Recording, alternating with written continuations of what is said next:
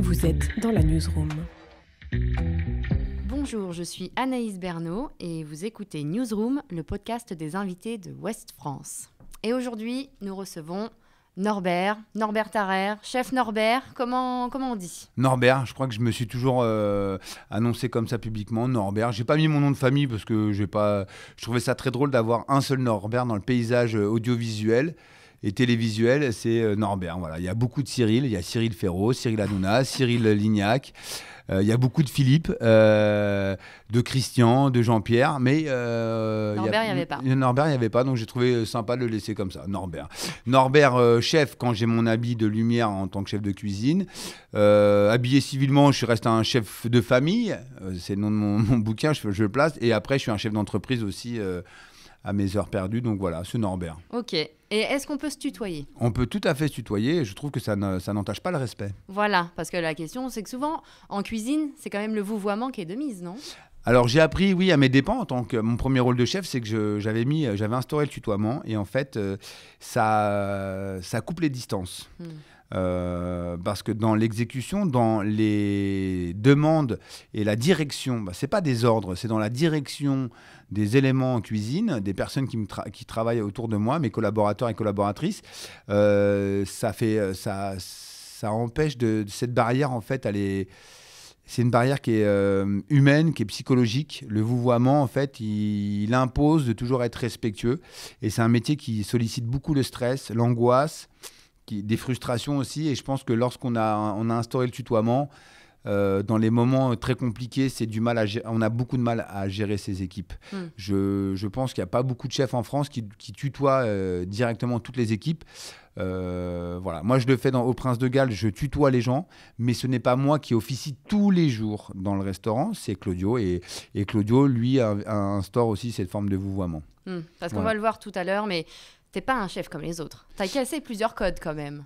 Ma volonté, elle est toujours de rester dans une cuisine traditionnelle, classique, historique, dans les cuisines, très, très punk et rock'n'roll à la télé, parce que le but était de faire de la pédagogie, de montrer et de décomplexer cette cuisine qui pouvait paraître des fois un peu riche, un peu pompeuse, un peu compliquée, et qui pouvait créer de la frustration auprès des gens qui aiment cuisiner ou qui ont peur de cuisiner ou qui n'ont pas forcément l'envie de cuisiner parce que justement, à avoir des cuisines trop complexes, on n'a pas envie d'y aller. Toi, tu viens d'un univers d'artisan, de commerçant, oui. Tu disais charcutier, poissonnier, c'est ça ? Poissonnier du côté de ma grand-mère, mais poissonnier, c'est-à-dire que même l'après-guerre, première guerre, mon grand-père paternel, Roger, était déjà fils de poissonnier. Ma grand-mère, elle, qui s'est mariée avec, son père était un chasseur volailler, donc il allait vendre tout ce qu'il avait tué à la chasse. Tout ça, ça a été ramené à Châtelet, parce que Rungis n'existait pas à l'époque. Du côté de ma maman, c'est devenu plus tard, justement post-guerre, ma grand-mère est devenue charcutière. Donc elle a appris sur le tard et sur le tas, la charcuterie. Et donc ils se sont croisés dans le Val d'Oise sur des marchés couverts. Et donc, ce qui a donné Norbert Tarrer. Voilà. Marie-Christine et Laurent ont fait Norbert Tarrer. Parce que si je ne me trompe pas, tu avais commencé des études pour devenir charcutier plutôt. Alors oui, après le football, fallait que t'as voulu être footballeur. Ah oui, footballeur. Mais oui, footballeur, c'était pas mal. J'avais bien commencé. Après, quelques petits soucis d'assiduité sur l'école. On va pas se mentir, j'ai pris le boulard. Donc, j'étais devenu un sale petit con. Je me suis pas fait sélectionner pour la deuxième année à l'INF Clairefontaine parce que ça se fait. La première année, il y a une qualification, il y a une sélection. On était à peu près une centaine, 140, et ils en prenaient 70, 75. Bon, je suis pas arrivé dans le quota exact des sélections, donc j'ai pas été retenu pour la deuxième année. Donc je suis reparti jouer au PSG, mais en amateur. Okay. Mais j'avais déjà le boulard, c'était fini. Je commençais déjà, ne surtout pas faire ça, mais j'ai commencé à fumer la clope, j'ai commencé à avoir le boulard. Et donc je me suis mis en charcuterie comme ça pour dire que je vais gagner 2 francs 6 sous.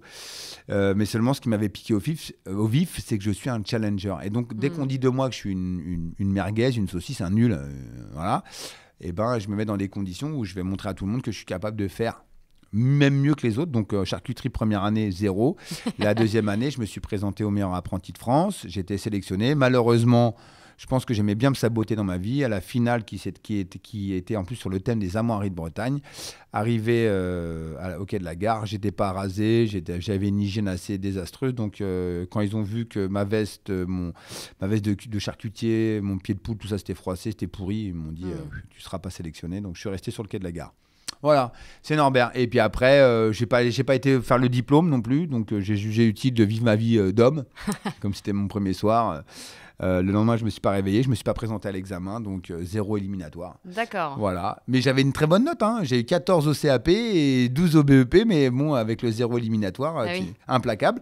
Par contre, la cuisine, c'est resté. Tu t'es dit, là, j'y vais du coup. Alors, j'y suis pas allé dans le même sens exactement. J'y suis allé par hasard. Je suis allé à Londres parce que j'ai voulu défier ma maman qui m'avait dit maintenant, t'es un homme, vas-y, on va voir ce que t'es capable de faire. Donc, je suis parti à Londres. À Londres, j'avais 3000 francs. J'avais pas été à l'école souvent, donc j'avais pas fait la conversion. Je savais pas que 300 livres, 300 pounds, comme ils disent là-bas, c'est rien. Moi, je pensais que 3 000 francs, j'avais 30 000 pounds. Et donc, j'ai dépensé mon argent toute une journée. Et après, je me suis mis à pleurer parce que j'avais plus rien. Ma carte ne passait plus. J'avais plus de quoi faire. Donc, j'étais devenu un SDF immigré sur le territoire anglais. Heureusement, j'ai trouvé une agence de recrutement qui m'a pris mon passeport en sécurité, qui m'a mis dans un logement j'étais un foyer d'immigrés et j'ai commencé plongeur dans un 3 étoiles Michelin. Alors à l'époque, tu m'aurais dit 3 étoiles, 6 étoiles. Pour moi, Michelin, pas Michelin, je ne savais pas. J'ai commencé à bosser et j'ai vu qu'en Angleterre, il y a deux façons, il y a ces deux mots, enfin ces deux phrases que j'adore, c'est marche ou crève et surtout aide-toi et le ciel t'aidera. Et j'ai compris que là-bas, en travaillant dur, on était très vite récompensé. C'est-à-dire que l'augmentation se fait systématiquement une fois que tu as un niveau.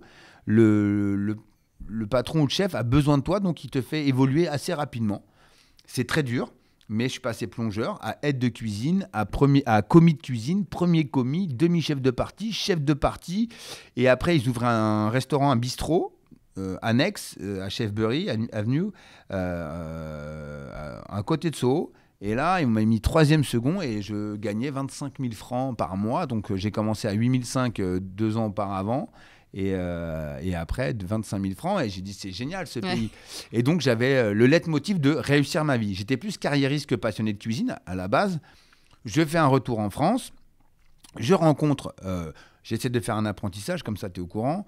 L'apprentissage se passe très très bien. Comme je suis nul en maths, je ne peux pas être le premier de ma classe. Je suis 3e ou 2e. Je rencontre un maître d'apprentissage qui accepte de me prendre, malgré mon âge, parce qu'en France, c'est très compliqué. T'avais quel âge Je suis rentré, j'avais 21 ans. C'était trop vieux pour la cuisine, c'est ça? C'était trop vieux pour être... En fait, c'est la rentabilité d'un apprentissage. À l'époque, j'avais 21 ans. Ça se paye 3 500 francs à l'époque. Donc, autant te dire que c'est une charge colossale pour un patron qui ne va pas t'avoir tout le mois. Mais comme j'avais cet esprit de la gagne, j'ai dit à mon maître d'apprentissage, écoute, je termine les cours, je pose mon sac et je viens bosser le soir avec toi. Et c'est comme ça, en fait. C'est le système D. C'est tout le temps proposer à l'autre quelque chose qui va pas, de l'arranger lui pour que m'arranger moi. Donc, j'ai fait des efforts. Donc, je faisais ma semaine de cours. Je rentrais de l'école. J'allais faire les services. Je rentrais. Je faisais mes devoirs. De toute façon, au lieu de rester le cul dans le canapé à regarder la télé, à procrastiner, autant que je bosse. En plus, j'apprenais plus vite. Je rentrais, je bossais, je faisais mes devoirs. Je repartais à l'école. J'étais pas plus crevé que si je me couchais à 1h du mat ou 2h du mat à rien faire devant la télé. Et le week-end, j'allais bosser chez lui. Et après, j'ai eu une amie qui m'a invité un week-end chez Bernard Loiseau. Et j'avais déjà eu des références avec des anciens postes qui me disaient non, t'as pas de diplôme, t'as pas de diplôme. Et là, je dis, c'est l'occasion de ma vie. Donc, en fait, je vais en librairie, je prends un guide Michelin et je notifie des noms de restaurants avec le poste commis. Et je me suis dit, dans les grandes cuisines françaises, on n'en a rien à secouer du commis. On ne se demande même pas qui il est. Limite, quand tu es une brigade de 40, si Michel n'est pas là... à part s'il a un poste clé, mais sinon, limite, c'est pas grave, quoi. Et donc, je me suis dit, je vais marquer. Sauf que j'en ai marqué beaucoup trop par rapport à mon expérience. C'est-à-dire en 3 ans, si tu veux, j'en avais fait 30, ou je te dis une bêtise, mais j'en ai marqué beaucoup. Tu as menti sur tes références, sur ton CV. Bien sûr. Donc, je présente ça à Patrick Bertron et à Bernard Loiseau. Et en fait, il m'embauche. Donc, 15 jours après, je suis embauché. Et après, il se pose des questions. Parce qu'avoir un tel CV est une manche. Parce que j'étais un manche. J'ai commencé, je ne savais pas tout. C'est pas en 4 ans que... Et donc là, Bernard s'est posé des questions et il a appelé les numéros parce que c'était des amis à lui. Ah oui, et là, il m'a jamais eu. Ils ont même appelé dans la compta à voir si, parce qu'on ne se souvient pas forcément des commis. Et donc Bernard m'appelle à la fin de ma période d'essai. Il me dit j'ai une bonne nouvelle, je t'embauche. J'en ai une moins bonne, c'est que si tu mens, même dans des fast-food bien connus, tu n'iras pas travailler parce qu'il ne faut pas mentir. Mais en fait, ce qu'il a aimé, c'est que j'ai eu l'audace de me présenter sous un faux CV parce que je voulais travailler absolument avec eux. Et oui, à l'époque, j'étais pas sûr, on n'était pas certain de pouvoir embaucher un mec qui avait 0 expérience.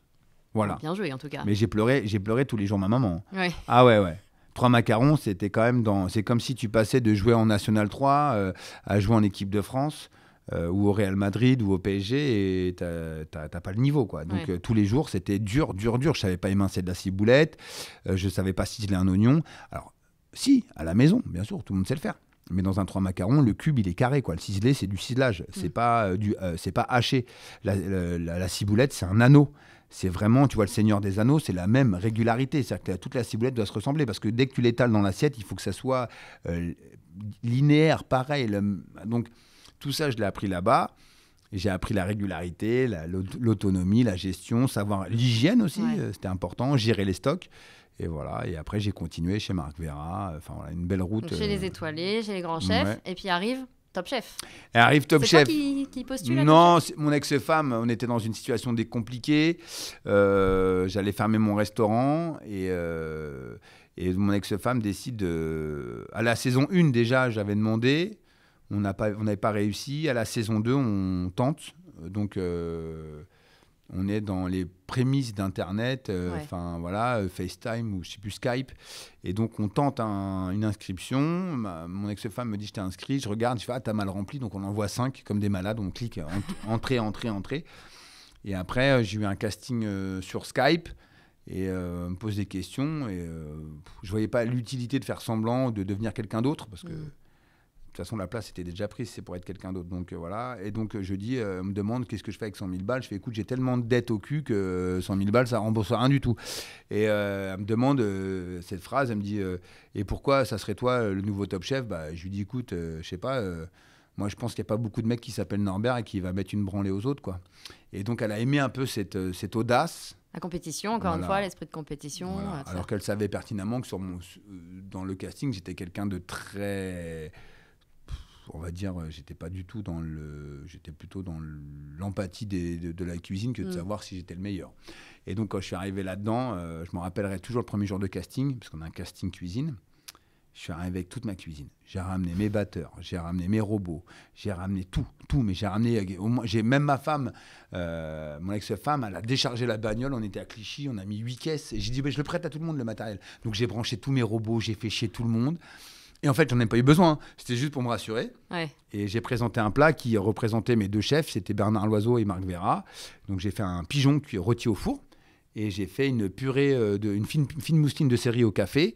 Et j'ai fait des cèpes rôtis avec un sirop de figue et feuilles de figuier. Et voilà. Et pendant que j'étais en train de cuisiner, j'étais en train de surveiller les autres candidats à côté de moi. Et j'avais le temps de parler à la caméra. Et en fait, ils m'ont trouvé très, très à l'aise devant la caméra, chambreur. Et puis surtout, je n'avais pas de langue de bois parce que je disais ce que je pensais. Et ça, je pense que c'est ça qui leur a plu. Oui, parce que ce qu'on oublie parfois, c'est que tu n'as pas gagné Top Chef. Et tu t'en es hyper bien tiré, du coup. C'est-à-dire que oui, je suis arrivé, j'ai perdu en finale. C'est-à-dire que c'était une finale à 3. Avec Jean Habert, Cyril Zen. Et on avait la première partie de cette finale, c'était l'Orient Express. Et comme un con, j'ai pas pensé qu'une balance électronique ne fera jamais la tare dans un train, parce qu'il faut que ça soit stable. Et donc, j'ai perdu du temps et j'arrivais pas à comprendre pourquoi j'arrivais pas à faire mon crumble. Et donc, j'avais pas réussi à faire un crumble correct et je me suis fait éliminer sur ça. Parce qu'on était au coude à coude, on avait du homard et du foie gras en entrée à faire. On avait homard, foie gras, riz de veau, il fallait marier les 3.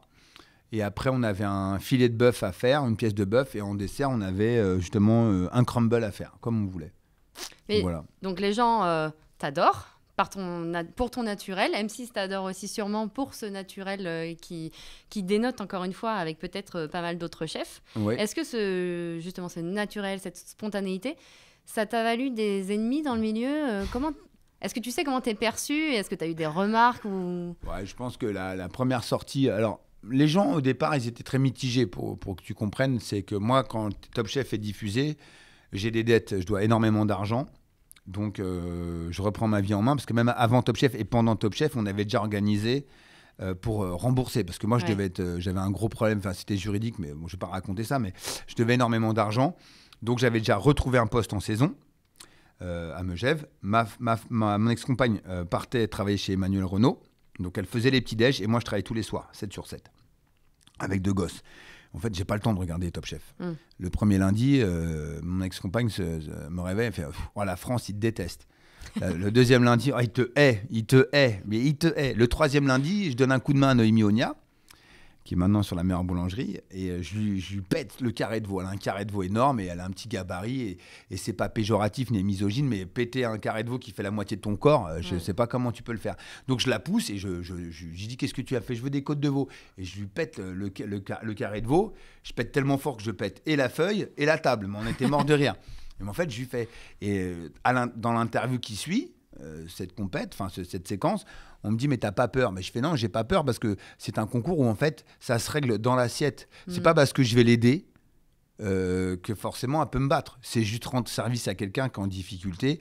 Et moi, voir les gens perdre parce qu'ils ont pas les facultés, en tout cas ils sont en détresse, ça m'a jamais intéressé. Moi, je veux battre les gens, et c'est dans ma vie comme ça, avec les mêmes armes.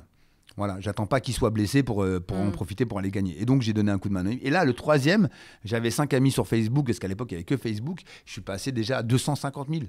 Ah oui. Et on n'a pas compris. Et le quatrième lundi, des Belges qui descendent de Belgique pour me passer des cadeaux à Megève. Ouais. Donc, t'imagines le nombre, il y a 1100 ou 1200 km. Je ne sais même pas combien de kilomètres il fallait faire.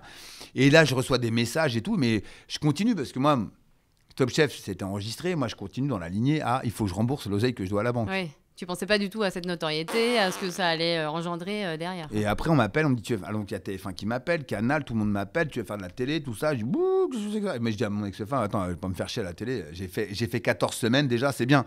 Et je vois comment ils réagissent, je vais me faire Et en fait, mon ex-femme me dit, écoute, on doit tellement de thunes, mon pote, tu vas aller bosser. Donc je suis parti en télé.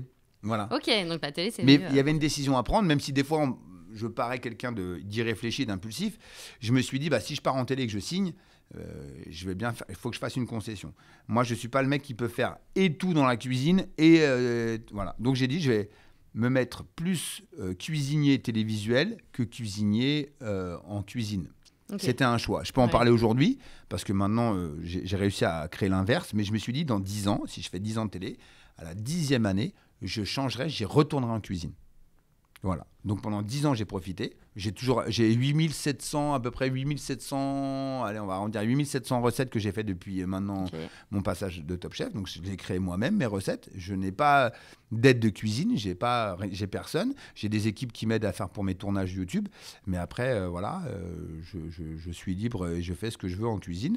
Et après, voilà, et Top Chef, ça a été le tremplin pour moi à accéder à un réseau d'entreprises, de marques, accélérateur aussi avec les médias, accélérateur dans tout ce que j'ai voulu entreprendre parce que c'est une super carte de visite. Oui, et puis encore une fois, pour revenir dans le milieu, aujourd'hui, tu retravailles de nouveau dans un palace, un grand palace, où tu es là restaurateur, tu as créé ton menu, mais qui est abordable, qui est à 49 € pour que le grand public puisse venir s'offrir un menu de chef dans un grand palace. Exactement. Et puis, je vais compléter la question que tu m'as posée. Je ne me suis pas fait des amis parce que la première émission que je fais post-Top Chef, c'était Jean Humbert, Norbert et Jean le défi. Et je décide, et là, je le dis, pour marquer les esprits, parce que ce qui compte, à l'époque, on n'avait pas encore tous les réseaux sociaux. Ouais. Donc, voilà. Mais j'ai dit, pour marquer l'esprit de la télé et de la cuisine, il faut faire l'impensable. Je décide d'appeler l'ex-femme de Pierre Hermé, Frédéric Grasset-Hermé, et elle avait montré une technique de cuisson de saumon au lave-vaisselle. Et donc, je lui dis, je vais faire ça. Elle me dit, écoute, pas de problème, parce que je veux pas, ce qui appartient à César reste à César. Hein. Et donc, je glisse un saumon dans une poche, bien sous vide, et je le cuis au lave-vaisselle. Premier épisode de Norbert et Jean le défi. Autant te dire que toute la profession, sauf ceux qui me connaissaient, t'es tombé dessus. On disjoncté, C'est qui ce mec c'est un loufoque, c'est un rigolo, c'est pas un mec sérieux. Et en fait, c'était pas pour dénigrer la profession, mais au contraire pour attirer les gens à se dire « Waouh, c'est fun de faire à bouffer ». de faire à bouffer. J'ai pas dit cuisiner, j'ai fait de faire à bouffer. Et avec Jean, il n'était pas toujours d'accord avec mes idées, mais on a commencé à intéresser les gens parce que justement, on faisait des choses. On a fait des gâteaux à base de légumes et on a repris des techniques de grands chefs qu'on rendait abordables et accessibles au public. Et je pense que c'est ça qui a fait le succès.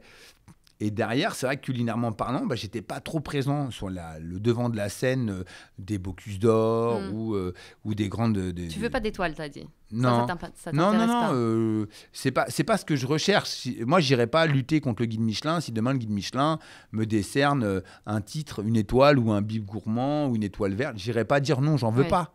Mais je préviendrai tout le monde et ça sera une campagne officielle que je ne tourne pas autour de ça pour ça. Pourquoi ? Parce que le jour où on m'a appelé, j'étais à Megève chez Marc Vera et qu'on m'appelle et qu'on me dit Bernard s'est suicidé, c'est pas à cause du guide Michelin, mais c'est que ça t'instaure une double fragilité. Et il y a des gens, il y a des chefs, même si derrière leur grande carapace, leur grand col, leur grande veste de cuisine, ça reste des gens fragiles. Et Bernard, lui, ses étoiles, c'était toute sa vie. Et je peux te raconter une histoire. Il part à l'île Maurice avec Dominique et ses gosses et tous les soirs ou tous les jours, il est au téléphone. Il laisse le haut-parleur en cuisine. Norbert, t'as envoyé les abeilles ? Non, mais le mec, il était à Maurice. Il voyait pas, il n'y avait pas de visio à l'époque. C'était juste. T'as envoyé les abeilles ? Oui, monsieur l'oiseau. Donc on était. Moi, il je buguais. décrochait jamais, quoi. Il lâchait pas. Et il va au Stade de France, il voit la pelouse du Stade de France, il la met quand même dans son hôtel parce qu'il voulait, pour ses clients et pour la Bourgogne et pour lui-même, parce qu'il le disait lui-même, c'était quelqu'un qui venait de nulle part, 37e commis aux Épinards chez Trois Gros, c'était une fierté pour lui, c'était une confirmation il faisait partie de la grande famille des chefs. Pour lui, il le voyait comme ça. Et bien, après, chacun s'exprime à sa façon. C'est vrai qu'il était très, très... il avait une aura incroyable, Bernard. Quand il parlait, il prenait un peu la place, il avait un beau sourire, il était très exhaustif, il parlait avec les mains. C'était un mec qui voulait protéger le terroir français. D'ailleurs, quand El Bouli est arrivé, il a commencé à gueuler et il a dit « Ouais, un jour, on nous fera bouffer les rideaux ». D'ailleurs, après son décès, c'est là où tout le monde entier, la stratosphère de la cuisine, a commencé à remettre en cause la cuisine française. On nous trouvait parce qu'on nous trouvait trop classique, peut-être trop crémeux, trop simple, parce qu'on manquait peut-être de créativité, parce que la sphérification au départ c'était génial, la cuisson moléculaire, c'était ouf. Moi je pense qu'aujourd'hui il y a une cuisine au monde qu'on ne touchera jamais et qu'on ne veut pas que ça bouge. C'est l'Italie. Alors pourquoi nous, cuisiniers français, on devrait faire bouger les choses sur certains cuisiniers ? Je n'ai pas parlé que tous les cuisiniers devaient faire de la poule au pot et du riz pilaf, mais je n'ai pas compris. Et je dis que le vecteur a été fort, c'est quand Bernard a été ébranlé et que la tendance espagnole est arrivée avec cette cuisine moléculaire. Et on s'est dit, on va dépoussiérer la cuisine. Mais aujourd'hui, la cuisine, si on mange un bon bourguignon aujourd'hui, je vous défie en France d'aller trouver un bon bourguignon. Voilà, avec les règles de l'art. On va tous le revisiter, le bourguignon. Et moi, le premier. Mais un vrai bon bourguignon, je ne suis pas sûr qu'on le trouve partout. Des œufs en morette, des œufs en morette à basse température, je peux vous le faire. Je vous le dis honnêtement. Mais des vrais œufs en morette, et si on connaît l'histoire, c'est soit avec le jus du bœuf bourguignon, le vin du bœuf bourguignon ou du coq au vin. Voilà. Et en fait, c'est pour ça que Bernard, il se battait. Et comme Trois Gros, comme Guérard, comme Westermann. En plus, on avait des chefs dans chaque région. Donc, on avait des tauliers, des gardiens de la cuisine classique. Georges Blanc, j'adore. Je le conseille à tout le monde. Vous l'avez mangé français, vous allez chez Georges Blanc.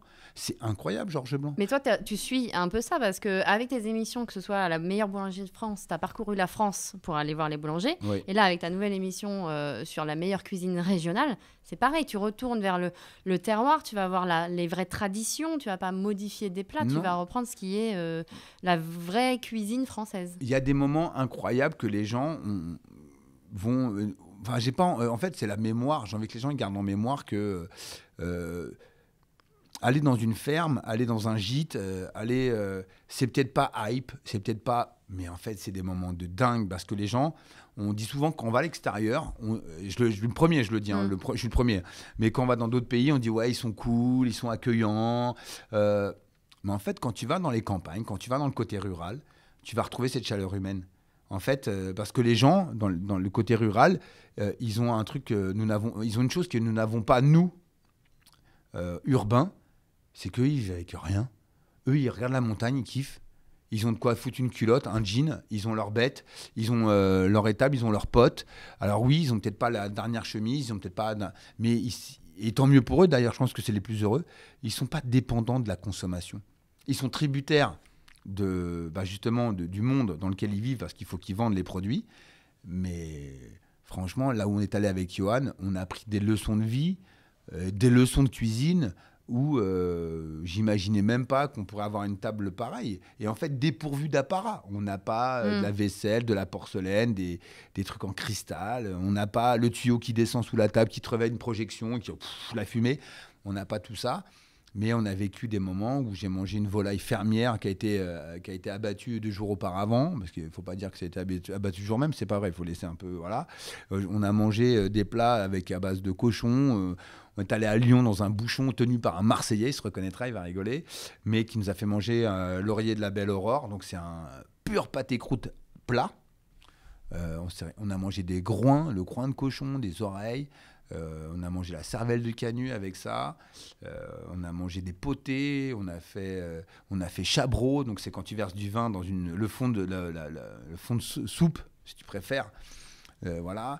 On a découvert des choses incroyables. Et des gens qui ne sont pas forcément des cuisiniers, mais qui sont devenus par la force des choses des restaurateurs.